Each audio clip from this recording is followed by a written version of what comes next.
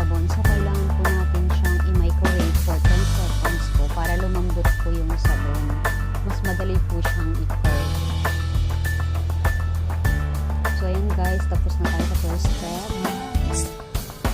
So guys, kung makikita nyo, ito po yung bulaklak kasi ito po yung parang step po na natin guys.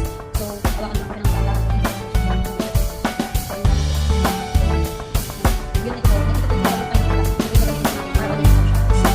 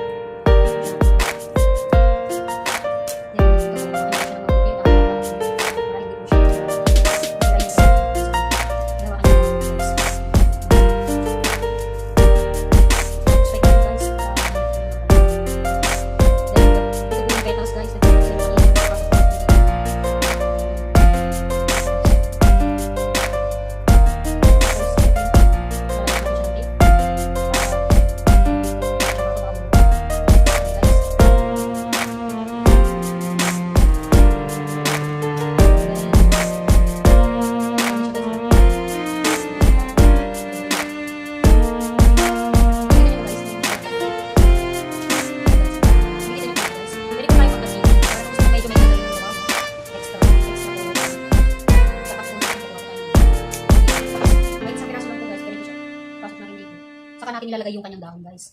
Kasi para mas maging, pag may kulay po kasi ito, hindi magkakayo. May kulay siya. Kasi guys, kung wala siyang kulay, ganito po yung itsura niya. Hindi po yung pitaya siya. Ganito po siya guys. Parang malaki yan. Kaya ano lang po, depende po yung sa inyo. Pero sa akin po kasi guys, nilalagay ko po kasi siya ng bulaklak. Para dahil pa po maging makulay. Tapos ilalagay din po.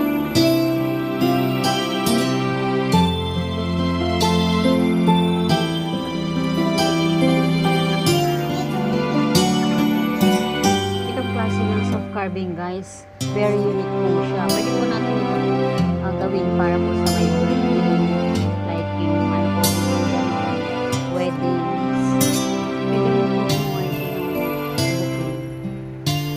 Ito pa yan guys, ino nyo po ba na pag ganito po natutunan nyo po itong pwede rin po kumuha ng mga souvenirs ng weddings, christening, ganun po.